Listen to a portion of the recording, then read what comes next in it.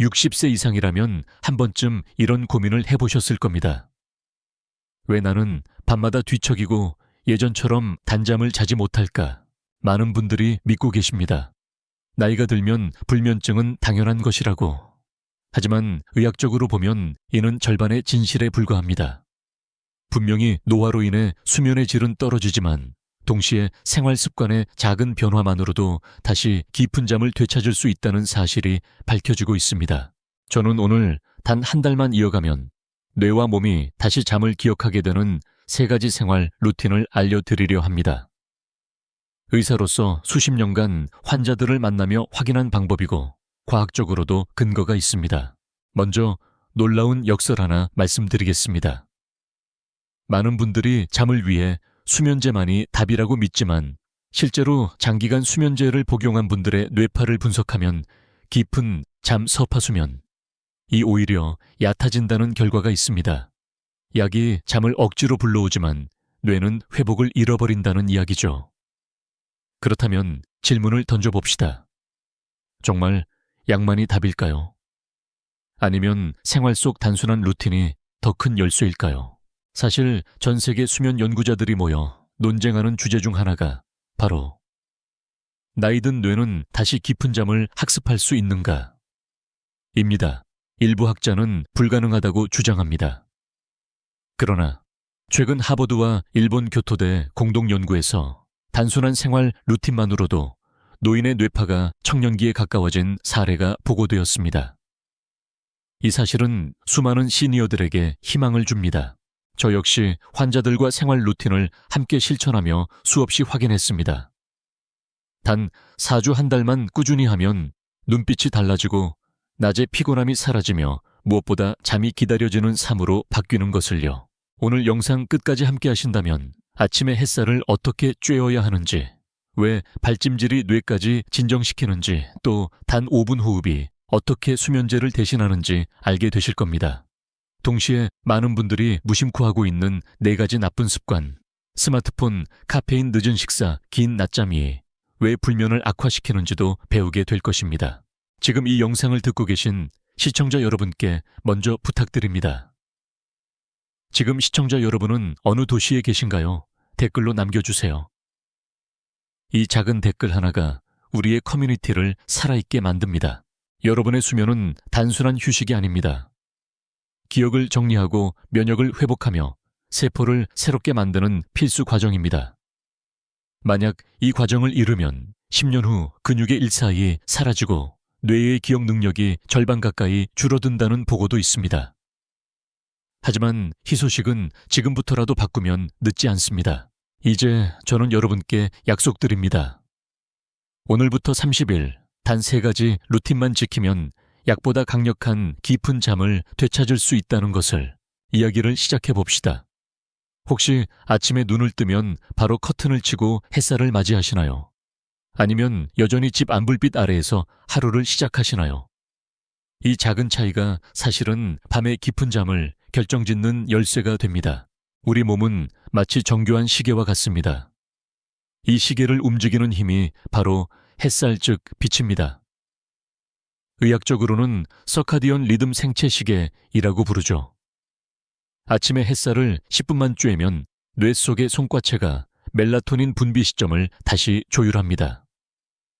결과적으로 저녁이 되면 자연스럽게 졸음이 찾아오고 깊은 잠으로 이어지는 것입니다. 많은 어르신들은 오히려 햇빛을 피합니다. 피부에 좋지 않다, 눈이 부시다는 이유 때문이지요. 하지만 역설적으로 햇빛을 피할수록 멜라토닌 분비는 늦어지고 밤에 뒤척이는 시간이 길어집니다. 재미있는 연구가 있습니다. 미국 수면재단은 노인을 2그룹으로 나누어 한쪽은 아침마다 10분 이상 햇살을 쬐게 하고 다른 한쪽은 실내에서만 생활하게 했습니다. 단 2주 만에 햇살 그룹은 평균 수면 시간이 1시간 늘어나고 새벽 각성도 40% 줄었습니다. 여기서 학자들 사이에 논쟁이 이어집니다. 햇살의 효과는 단순히 빛 때문인가? 아니면 청과 비타민 D 합성 때문인가? 일부는 멜라토닌 조절이 전부라고 주장하고 다른 쪽은 천 리듬과 칼슘 대사까지 함께 변하기 때문이라고 설명합니다. 아직 결론은 나지 않았습니다. 그러나 분명한 사실은 아침 햇살을 규칙적으로 쬐는 노인일수록 기억력이 선명하고 낮 동안의 졸림이 적다는 것입니다. 저는 환자들에게 이렇게 권합니다. 아침 식사 전 커피잔을 들고 베란다나 마당에 10분만 서 계세요. 그것이 오늘 밤에 깊은 잠을 준비하는 첫걸음입니다. 단순하지만 강력합니다. 햇빛은 무료입니다. 약처럼 사야 할 필요도 없습니다. 다만 꾸준히 매일같이 쬐는 것이 중요합니다. 여기서 잠깐 흥미로운 사실 하나 더 말씀드리겠습니다. 일본의 장수마을로 유명한 오키나와에서는 노인들이 아침마다 집 앞에 앉아 동네 이웃과 함께 해를 맞이하는 풍습이 있습니다. 그들은 햇살과 대화를 동시에 즐깁니다. 사회적 교류와 햇살 노출이 함께 이루어지니 수면의 질뿐 아니라 우울증도 현저히 낮습니다. 과연 우리도 작은 의자를 베란다에 두고 아침 햇살을 이웃과 나누면 어떨까요? 여러분께 묻습니다. 오늘 아침 커튼을 열고 햇살을 맞이하셨나요? 아니면 아직도 인공등불 아래에서 하루를 시작하셨나요? 이 질문 하나가 오늘 밤에 잠을 바꿉니다. 아침 햇살 루틴은 특별한 기술이 아닙니다. 몸이 원래 가지고 있던 시계를 다시 맞추는 행위일 뿐입니다. 그러나 그 단순함 속에 깊은 잠의 기적이 숨어 있습니다. 내일부터 아니 오늘이라도 당장 커튼을 열어보세요. 햇살이 여러분의 생체 시계를 다시 살아 움직이게 할 것입니다. 하루가 저물고 몸은 피곤한데도 이상하게 눈은 말똥말똥해 본 적 있으신가요? 잠자리에 누웠는데 도무지 잠이 오지 않는다는 고민은 60세 이후 어르신들께서 가장 자주 호소하는 문제 중 하나입니다. 그런데 놀랍게도 그 해결책이 따뜻한 발찜질에 있습니다. 발은 단순히 걷는 기관이 아닙니다. 우리 몸에 신경이 집중되어 있고 천 조절의 핵심 창구이기도 합니다. 의학적으로는 말초혈관 확장이라고 부르는데 발을 따뜻하게 하면 전신의 긴장이 풀리면서 뇌가 이제 휴식할 시간이라는 신호를 받습니다.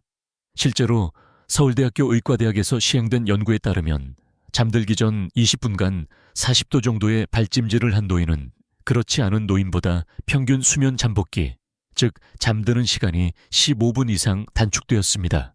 재미있는 점은 단순히 발이 따뜻해지는 것 이상의 효과가 있다는 사실입니다. 발을 드면 천이 발에서 빠져나가면서 몸 전체의 중심천이 낮아집니다. 뇌는 중심천이 떨어질 때 비로소 깊은 수면 단계로 진입합니다. 즉, 발찜질은 천 스위치를 조정하는 비밀 열쇠입니다. 여기서 또 하나의 논쟁이 있습니다. 발찜질의 효과는 단순히 천 때문인가? 아니면 신경학적 반사작용 때문인가? 일부 학자는 단순히 온도의 변화로 설명하지만 다른 연구자들은 발바닥 신경이 뇌의 편도체와 시상하부에 직접적인 이완 신호를 보낸다고 주장합니다. 아직 명확히 결론은 나지 않았지만 수천 년 동안 동양의학에서 발을 따뜻하게 하는 습관이 전해져 내려온 것을 보면 무시할 수 없는 지혜가 숨어 있음은 분명합니다. 제가 만난 70대 여성 환자 한 분은 10년 넘게 불면증으로 고생했습니다. 수면제를 복용해도 깊은 잠을 자지 못해 늘 피곤했죠. 그런데 제가 발찜질을 권한 후 단 2주 만에 눈빛이 달라졌습니다. 선생님, 이제는 잠이 무서운 게 아니라 기다려집니다. 그분의 미소는 지금도 잊을 수 없습니다. 발찜질은 어렵지 않습니다. 대야의 40도 전후의 따뜻한 물을 받아 발목까지 담그고 15 이후 20분 편안히 앉아 계시면 됩니다. 라벤더나 캐모마일 같은 허브 오일을 몇 방울 떨어뜨리면 향기까지 더해져 뇌를 더욱 차분하게 진정시킵니다. 그리고 마무리로 발을 닦고 양말을 신으면 천이 오래 유지됩니다.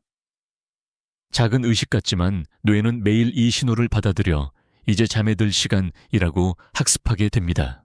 한 가지 흥미로운 사실을 알려드리겠습니다. 독일의 한 양로원에서는 모든 어르신들이 저녁마다 단체로 발찜질을 합니다. 단순한 건강관리 프로그램처럼 보이지만 결과는 놀라웠습니다.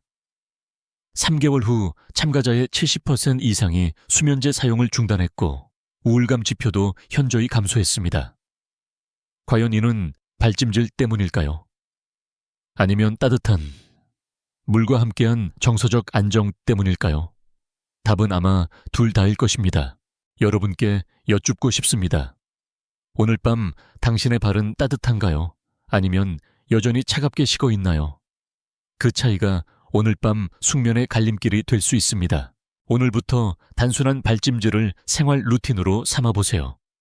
당신의 발이 따뜻해질 때 뇌와 마음도 함께 편안히 풀어질 것입니다. 그리고 그 순간 불면의 긴 밤이 아닌 따뜻한 숙면의 밤이 시작됩니다. 혹시 잠자리에 들기 전에 어떤 생각을 가장 많이 하시나요? 내일은 또 어떤 일이 기다리고 있을까? 왜 나는 오늘도 잠이 오지 않을까? 이런 걱정의 소용돌이가 머릿속에서 떠나지 않으면 몸은 이미 침대에 누워 있어도 뇌는 여전히 깨어있는 상태입니다. 바로 이런 순간에 필요한 것이 호흡과 명상 루틴입니다. 호흡은 단순한 산소 교환이 아닙니다. 뇌와 마음을 조율하는 가장 원초적인 도구입니다. 심리학적으로는 복식 호흡이라 불리는 방법이 가장 효과적입니다. 배를 부풀리며 천천히 숨을 들이마시고 길게 내쉬는 이 단순한 동작이 교감신경의 긴장을 풀어주고 부교감신경을 활성화합니다. 쉽게 말하면 몸을 싸우는 모드에서 쉬는 모드로 전환시키는 열쇠라는 뜻입니다. 하버드 의과대학 연구에 따르면 잠들기 전 5분간 복식 호흡을 한 사람들은 수면 잠복기, 즉 잠드는 시간이 평균 12분 단축되었습니다. 게다가 깊은 수면 단계에서의 체류 시간이 늘어나며 아침 피로감이 줄어들었습니다. 하지만 여기서 흥미로운 논쟁이 있습니다. 호흡만으로 충분한가? 아니면 명상을 병행해야 하는가? 일부 연구자는 호흡만으로도 충분한 효과가 있다고 주장하지만 다른 학자들은 명상이 주는 인지적 안정이 함께할 때 수면의 질이 극대화된다고 말합니다. 실제로 요가나 불교 전통에서 전해 내려오는 명상 호흡법은 수천 년 동안 불면증 해소의 도구로 쓰여왔습니다. 저는 환자들에게 이렇게 권합니다. 잠들기 전 조명을 약하게 하고 침대에 누운 채 복식 호흡을 하며 스스로에게 짧은 문장을 속삭여 보세요.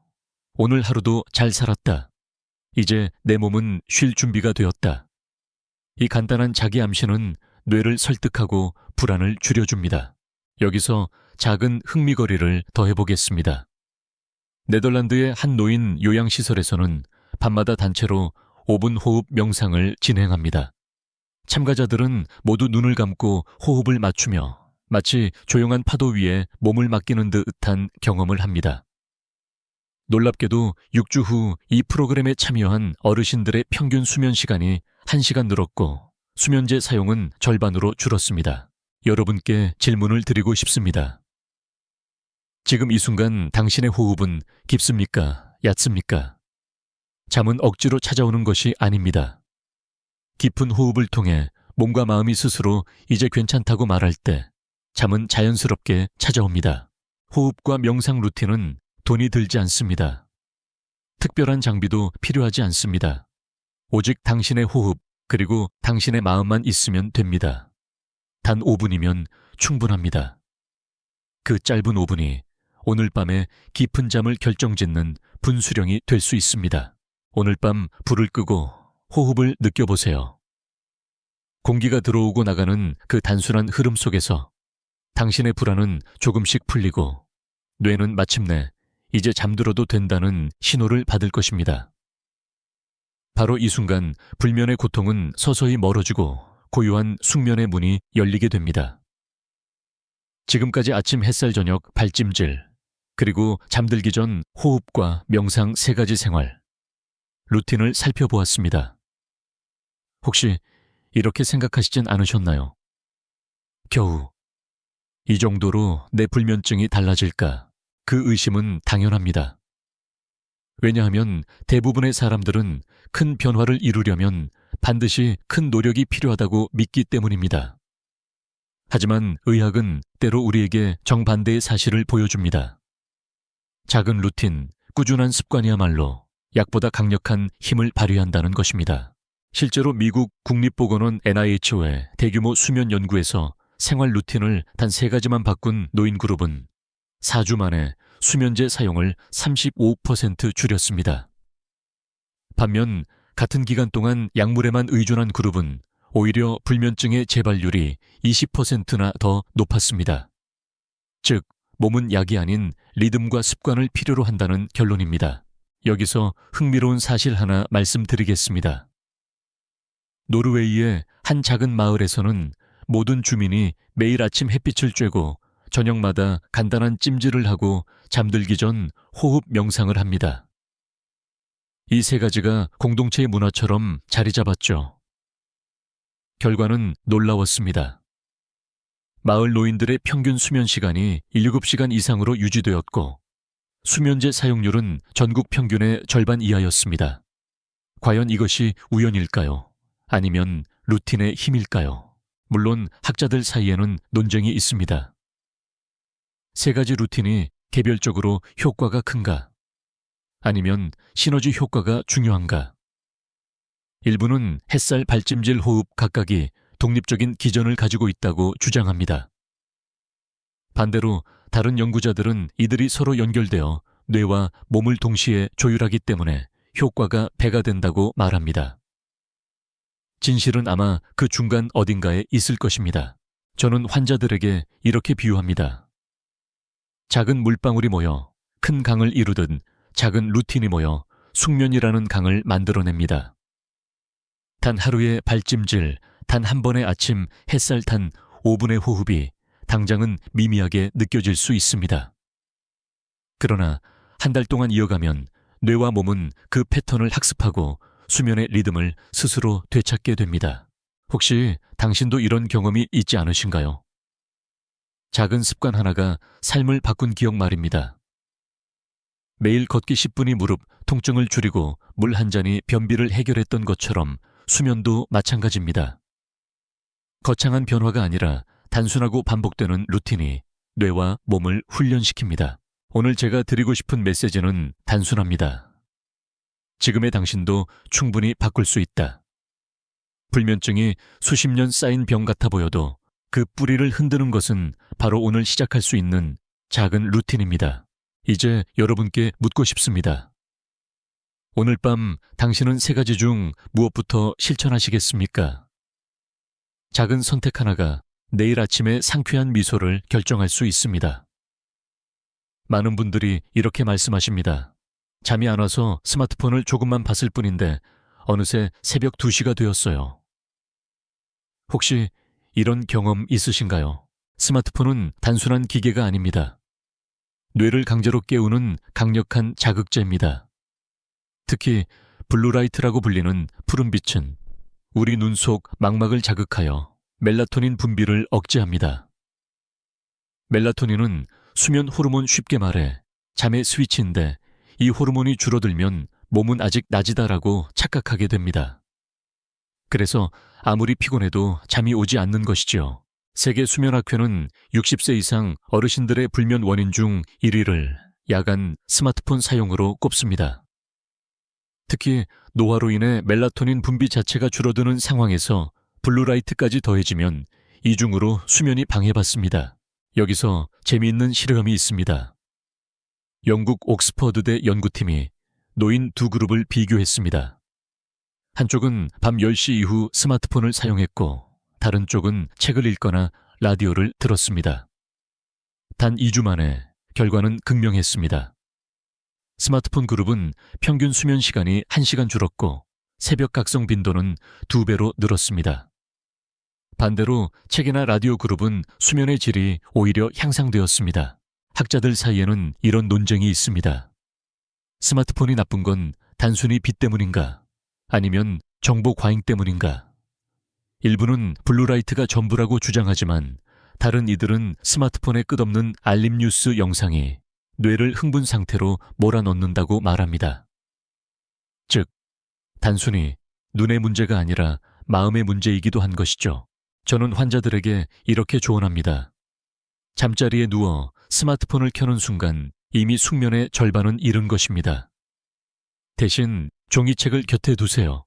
글자를 읽다 보면 뇌는 차분해지고 자연스럽게 졸음이 찾아옵니다. 흥미로운 사실 하나 더 말씀드리겠습니다. 일본의 한 장수 마을에서는 어르신들이 저녁 9시 이후에는 아예 휴대폰을 치워버리는 디지털 금식 문화를 지키고 있습니다. 대신 그 시간에는 가족과 짧은 대화를 나누거나 옛날 노래를 듣습니다. 그 결과 이 마을 어르신들의 불면증 비율은 전국 평균의 절반에 불과했습니다. 여러분께 묻고 싶습니다. 오늘 밤 침대에 누워서도 스마트폰을 붙잡으실 건가요? 아니면 그 대신 눈을 감고 호흡을 느끼실 건가요? 스마트폰은 낮 동안엔 편리한 도구입니다. 하지만 밤이 되면 그것은 불면증을 조용히 키우는 독이 될 수 있습니다. 오늘부터 작은 결심을 해보세요. 침대 위에서는 스마트폰을 사용하지 않는다. 이 단순한 습관 하나가 오늘 밤 깊은 잠을 불러오는 첫걸음이 될 것입니다. 나는 커피 마셔도 밤에 잘 자요. 이렇게 말하는 분들 혹시 주변에 계신가요? 혹은 당신 자신이 그렇게 생각하고 계신가요? 하지만 과학은 전혀 다른 이야기를 들려줍니다. 카페인은 단순히 기분을 깨우는 음료 속 성분이 아닙니다.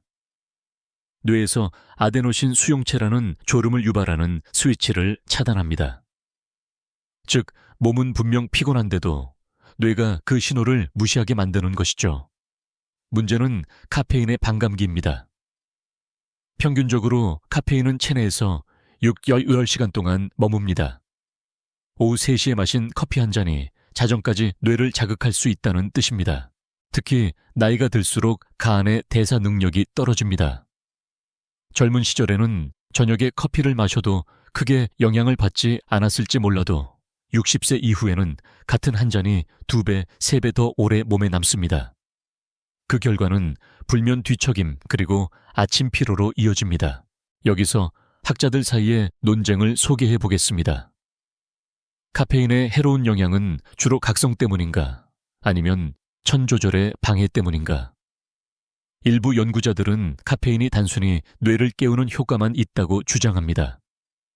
그러나 다른 쪽에서는 카페인이 천의 밤낮 리듬을 늦춰서 뇌가 아직 낮이다라고 착각하게 만든다고 설명합니다. 두 견해 모두 일리가 있으며 아마 두 가지가 동시에 작용할 가능성이 큽니다. 재미있는 실험 하나 말씀드리겠습니다. 스위스 바젤대 연구팀은 65세 이상 성인을 대상으로 오후 4시에 카페인 200mg과 커피 2잔 분량을 섭취하게 했습니다. 그 결과 수면 잠복기가 평균 30분 이상 길어졌고 깊은 수면 단계는 무려 20% 줄었습니다. 그런데 참가자들은 나는 평소와 똑같이 잤다고 말했습니다. 즉, 카페인은 자신도 모르게 수면의 질을 갉아먹습니다. 저는 환자들에게 항상 이렇게 조언합니다. 커피는 오전까지만 즐기세요. 오후 3시 이후에는 가능하면 피하시고 저녁에는 보리차나 루이보스 차처럼 카페인이 없는 차로 바꾸세요. 단순한 규칙 같지만 이 작은 변화만으로도 밤마다 뒤척이는 시간이 줄어듭니다. 또 한 가지 흥미로운 사실을 나누고 싶습니다. 한국의 전통차 문화에서는 저녁에 대추차, 국화차 같은 따뜻하고 카페인이 없는 음료를 즐겼습니다. 단순히 맛 때문이 아니라 몸을 차분하게 가라앉히고 깊은 잠을 돕는 생활 지혜였던 것입니다. 여러분께 묻습니다. 오늘 오후 커피잔을 손에 쥐신 적 있나요? 그 한 모금이 오늘 밤의 숙면을 빼앗고 있진 않을까요? 카페인은 낮의 활력에는 유익할 수 있지만 밤의 휴식에는 가장 큰 적이 됩니다. 오늘부터라도 오후 3시 이후 카페인은 끊는다. 는 단순한 원칙을 세워보세요. 그 작은 결심이 내일 아침의 상쾌함을 지켜줄 것입니다. 저녁은 가볍게 먹어야 한다는 말 수없이 들어보셨을 겁니다. 그런데 현실은 어떨까요? 많은 어르신들이 바쁜 낮을 보내고 저녁에야 겨우 허기를 달래듯 식사를 든든히 하곤 합니다. 심지어 늦은 밤 9시 10시에야 밥상 앞에 앉는 경우도 있지요. 하지만 이 무심한 늦은 저녁 식사가 사실은 불면증의 숨은 범인일 수 있습니다. 의학적으로 늦은 저녁 식사는 위와 소화기관을 과도하게 활성화시킵니다. 위는 음식을 갈아내느라 분주하고 혈액은 소화기관으로 몰리면서 뇌와 근육이 충분히 휴식을 취하지 못합니다. 그 결과 몸은 지쳐 있는데도 뇌는 여전히 깨어있게 됩니다. 흥미로운 연구가 있습니다. 스페인의 한 수면 클리닉에서 같은 칼로리를 섭취하되 저녁 6시에 먹은 그룹과 밤 10시에 먹은 그룹을 비교했습니다. 6시 그룹은 평균 7시간 이상 깊은 잠을 잔 반면 10시 그룹은 수면 시간이 1.5시간 짧았고 깊은 수면 단계도 현저히 줄었습니다. 같은 음식이라도 언제 먹느냐가 수면의 질을 좌우한다는 것이죠. 여기서 학자들 사이에 논쟁이 있습니다. 늦은 식사의 문제는 단순히 위의 부담 때문인가? 아니면 호르몬 리듬 때문인가? 일부는 단순히 소화기의 과부하라고 설명하지만 다른 연구자들은 인슐린과 코르티솔 같은 호르몬이 뒤섞여 뇌의 생체 시계를 혼란스럽게 만든다고 주장합니다. 결론은 아직 명확하지 않지만 한 가지 분명한 사실은 늦은 저녁이 숙면을 방해한다는 점입니다. 제가 환자들에게 늘 권하는 습관은 간단합니다. 저녁은 7시 이전에 가볍게, 그리고 단백질과 채소 위주로 드세요. 이 원칙만 지켜도 위는 편안히 쉴 수 있고 뇌도 제때 잠들 준비를 할 수 있습니다.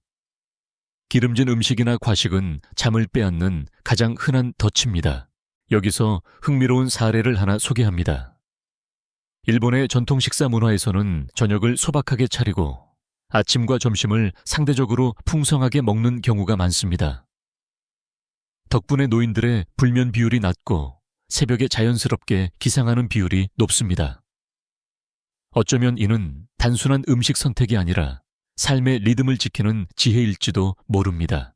여러분께 묻고 싶습니다. 오늘 저녁은 몇 시에 드셨나요? 배부르게 과식하셨나요? 아니면 뇌와 위를 쉬게 하는 가벼운 식사를 선택하셨나요? 늦은 저녁 식사는 단순한 식습관의 문제가 아닙니다. 불면과 직결되는 중요한 요인입니다. 오늘부터는 저녁 시간을 조금 앞당기고 양을 조금 줄이는 것만으로도 깊은 잠의 문이 열릴 수 있습니다. 그 작은 선택이 내일 아침의 가벼운 몸과 밝은 미소를 약속할 것입니다. 점심 식사 후 어김없이 눈꺼풀이 무겁게 내려오고 소파에 앉자마자 스르르 잠드는 경험 누구나 있으실 겁니다. 짧은 낮잠은 분명 달콤합니다. 그런데 이 낮잠이 길어지면 오히려 밤에 깊은 잠을 빼앗아 간다는 사실 알고 계셨나요? 의학적으로 낮잠은 20-30분 이내일 때 뇌와 몸의 피로를 회복시키고 기억력을 강화합니다. 실제로 나사 연구팀이 조종사들에게 26분간 낮잠을 권했을 때 집중력이 34% 반응 속도가 16% 향상되었다는 보고가 있습니다.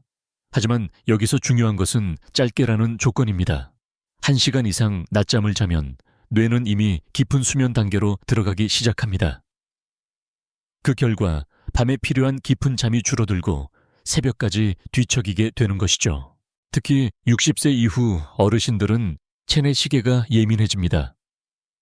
낮에 조금만 깊이 잠들어도 뇌는 이미 수면 욕구를 채웠다고 착각합니다. 그래서 밤이 되면 나는 졸리지 않다라는 신호를 보내게 됩니다. 여기서 학자들의 논쟁이 흥미롭습니다. 낮잠의 해로움은 길이 때문인가? 아니면 시간대 때문인가? 일부 연구자들은 낮잠이 30분을 넘어서는 순간 해롭다고 주장합니다. 반면 다른 학자들은 낮잠을 몇 시에 자느냐가 더 중요하다고 말합니다.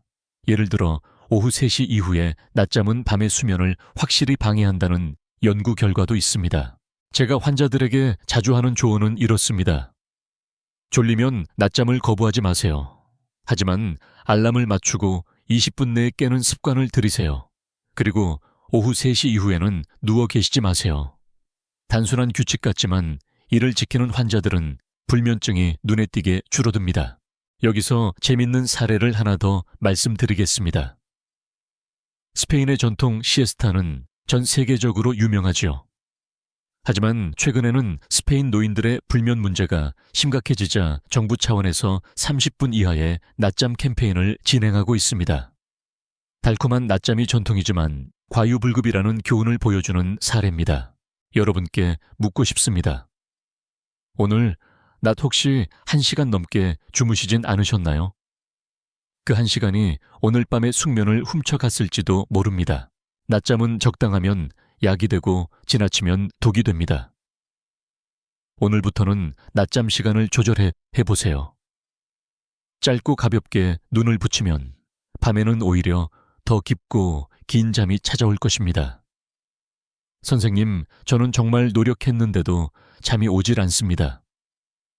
외래에서 수없이 들었던 말입니다. 약을 줄여도 보고 차를 바꿔 마셔도 보고 발찜질도 해봤는데 여전히 밤은 길고 고통스럽다는 하소연. 혹시 여러분도 같은 마음이신가요? 사실 불면증은 단순히 몸의 문제가 아닙니다. 마음의 문제이기도 합니다. 잠을 못 자는 날이 이어지면 불안이 쌓이고 불안은 다시 잠을 방해합니다. 이 악순환의 고리를 끊지 못하면 아무리 좋은 루틴도 제 힘을 발휘하기 어렵습니다. 저 역시 젊은 시절 의사 수련 과정에서 수많은 밤을 꼬박 새웠습니다. 심장이 두근거리고 아침에 해가 떠도 머릿속은 여전히 흐릿했지요. 그때 저는 깨달았습니다. 잠은 억지로 잡으려 하면 더 도망간다는 것을. 오히려 괜찮다, 오늘 밤은 조금 부족해도 내일 다시 회복할 수 있다는 마음가짐을 가졌을 때 잠은 서서히 다시 다가왔습니다. 여기서 학자들 사이에도 흥미로운 논쟁이 있습니다. 불면증의 핵심은 뇌의 각성 상태인가? 아니면 불안한 마음의 조건화인가? 일부는 신경학적으로 뇌가 과도하게 활성화되어 있다고 주장합니다. 반면 다른 이들은 불면증 환자의 70% 이상이 잠을 못 잘까봐 라는 두려움 때문에 실제로 더 못 잔다고 분석합니다. 진실은 두 가지 모두일 것입니다. 흥미로운 연구를 하나 소개해 드리겠습니다. 미국의 한 수면 클리닉에서 불면증 환자들에게 수면 다이어리를 쓰게 했습니다. 매일 오늘 잠이 잘 오지 않았다는 기록을 쓰는 대신 오늘은 노력했고 내일은 더 나아질 것이다라는 긍정적인 문장을 함께 적게 했습니다. 단 4주 후 참가자들의 불면 증상은 30% 이상 완화되었고 약에 대한 의존도도 줄었습니다. 마음을 다독이는 말 한마디가 뇌와 수면을 바꾸는 힘이 된 것이죠. 제가 환자들에게 가장 자주 하는 말은 이것입니다. 잠은 당신이 억지로 불러내야 하는 손님이 아닙니다. 마음을 열고 기다릴 때 조용히 찾아오는 친구입니다. 여러분께 묻고 싶습니다. 혹시 오늘도 잠을 못 잘까봐 걱정하고 계신가요? 그렇다면 지금부터는 이렇게 속삭여 보세요. 괜찮다. 내 몸은 이미 회복 중이다. 오늘 밤도 충분하다. 수면은 과학이자 심리이고 동시에 삶의 태도이기도 합니다. 마음을 다독이며 자신을 위로하는 순간 불면의 고통은 조금씩 풀리고 희망은 다시 피어납니다. 불면증에 시달리다 보면 누구나 이런 생각을 하게 됩니다. 나는 평생 이렇게 살아야 하는 걸까? 특히 60세 이후의 삶에서 잠은 단순한 휴식이 아니라 내일을 살아갈 힘입니다. 그래서 잠을 잃은 사람은 종종 희망도 함께 잃었다고 말합니다. 하지만 저는 수많은 환자들을 만나며 분명히 말씀드릴 수 있습니다. 희망은 약속이 아니라 생활 속 작은 습관에 있다는 사실입니다. 앞서 나눈 3가지 루틴 아침 햇살 저녁 발찜질 그리고 잠들기 전 호흡과 명상은 단순한 동작 이상의 의미를 가집니다. 그것은 몸에 나는 다시 회복할 수 있다는 신호를 주는 의식입니다. 실제로 하버드대 의과대학의 장기 추적 연구에서 작은 생활 습관을 꾸준히 지킨 노인은 불면증이 40% 이상 줄었고 삶의 만족도는 2배 이상 높아졌습니다. 여기서 흥미로운 논쟁이 있습니다. 습관이 수면을 바꾸는가? 아니면 수면이 습관을 바꾸는가? 어떤 학자들은 규칙적인 습관이 뇌를 훈련시켜 숙면을 만든다고 말합니다. 반대로 충분한 수면이 확보되어야만 좋은 습관을 지킬 힘이 생긴다고 주장하는 이들도 있습니다. 결국 2가지는 서로를 지탱하는 양쪽 날개일 것입니다. 저는 환자들에게 늘 이렇게 이야기합니다. 오늘 하나의 습관만 바꾸면 됩니다. 그것이 내일의 희망을 불러옵니다. 실제로 발찜질을 꾸준히 하던 환자가 어느 날 이렇게 말했습니다. 이젠 수면제가 아니라 제 발이 저를 재우는 것 같아요. 그 미소 속에서 저는 희망을 보았습니다. 여러분도 한번 떠올려 보세요. 매일 반복하는 작은 습관들이 모여 지금의 삶을 만들었습니다. 그렇다면 오늘부터 새 습관을 시작한다면 한 달 후에 당신은 얼마나 달라져 있을까요? 더 가볍게 웃고, 더 깊게 자고, 더 힘차게 걸을 수 있지 않을까요? 수면은 단순한 의학적 문제를 넘어 삶의 태도와 직결됩니다. 절망 대신 희망을 선택하는 길은 멀리 있지 않습니다.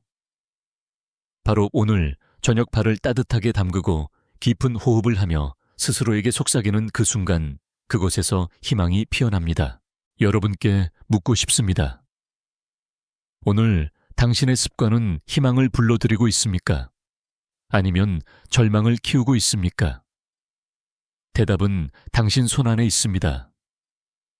오늘 우리는 한 달만 이어가면 깊은 잠을 부르는 3가지 루틴을 함께 살펴봤습니다.